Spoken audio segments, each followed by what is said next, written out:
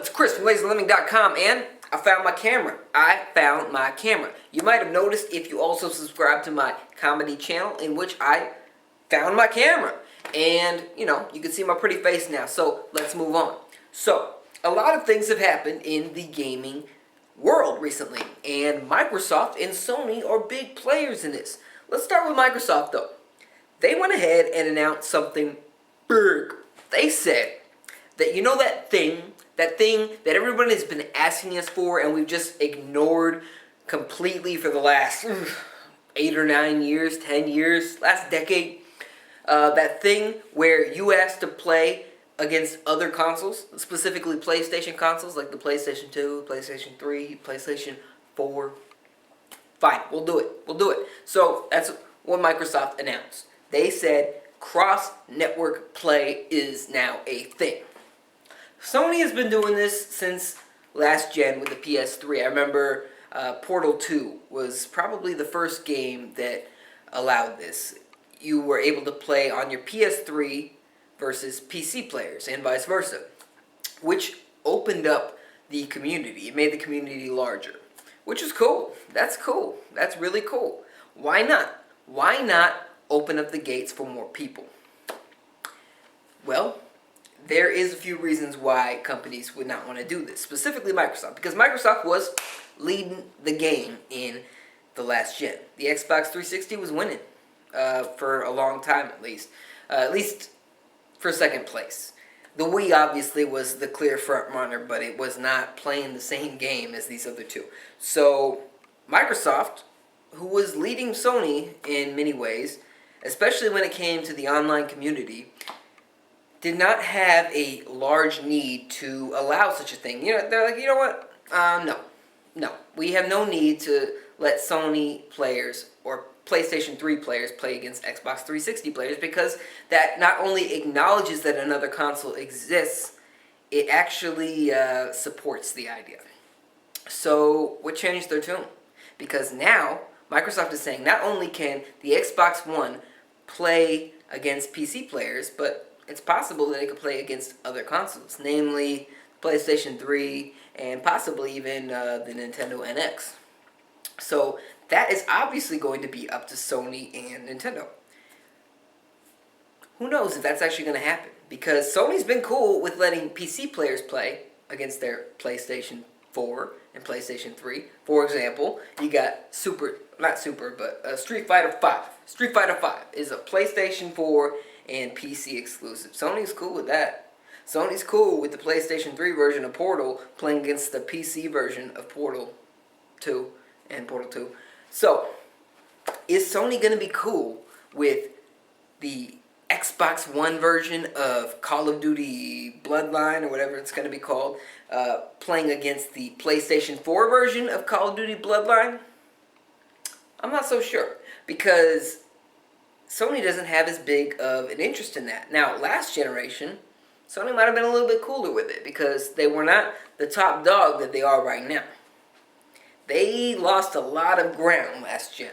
They gained a lot back, obviously, because Microsoft fumbled so hard. But they are the winner right now, the uncontested winner. Microsoft knows this. So, obviously, Microsoft has a good reason to allow this. I mean, it's still kind of dicey, but Microsoft is doing a whole new strategy right now, because they are not only allowing you to play against PlayStation 4 and PC and possibly the NX, but they're also putting major Xbox One games onto the PC. You've got the new Forza game. You've got that new game from the Alan Wake guys. I can never remember the name of that game. And several others, including that one by the former Retro guys. Anyway, there are several big games that were initially exclusive to the Xbox One that are hitting the PC now. And that seems to be the direction Microsoft is going, because I think that they are now looking at the Xbox as a brand rather than a console. So they're cool with that. They're cool with that. Are they cool with playing ball with Sony? More specifically, is Sony cool with playing ball with Microsoft? Because they have less reason to right now. I think if Sony gets their teeth kicked in by Nintendo in this next gen, it's a long stretch at this point. But if such a thing were to happen, theoretically speaking, I think Sony would be a lot cooler with it. And I would like for Nintendo to play ball here as well, because Nintendo could benefit the most out of this, because Microsoft, while they are struggling on the console front, they are doing a lot better than Nintendo right now. And one of the biggest hurdles for Nintendo when it comes to online-focused games is the size of their community. And this completely eliminates that argument. Because if the rumored version of Destiny, that is, it's the complete version of Destiny, hits the NX, for example. Before this rumor, you could theoretically say that, well, why buy that version? Because nobody's going to be playing it. The community is going to be so small.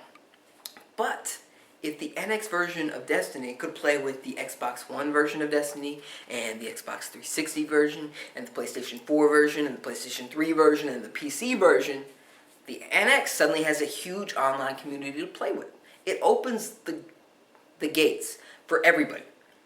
It makes games, actually, singular games made by third parties, a huge,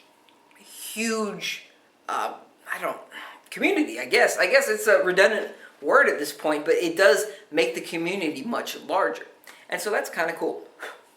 Little bug flying around here. Anyway, I think this is a good thing. I also think that this is a thing that was brought out of, I don't want to say disparity, but it's definitely a move pulled by the second place guy. Because Microsoft probably would not have done this if the Xbox One was swinging for the fences right now. If it was at the PlayStation 4 level, for example, Microsoft would be pushing always online a lot more, like they were in 2013. And Microsoft would not be offering backwards compatibility. They would not be pushing for multi-platform releases of their own games. And they would definitely not be pushing for cross-network play. So I think this is a good thing, and this is why competition is a good thing. This is why you should not necessarily really want one company to just go away. Because when you have more companies, you have more ideas coming out. Some of these ideas are really shitty, like paying to play for peer-to-peer network play, which I'll get to in another video. Believe me, I'm going to rake you guys over the coals, some of you. But this is a good thing. Competition is a good thing. And I want to know your thoughts in the comment section below. Let me know what you think. Subscribe more if you haven't already. I'll see you next time.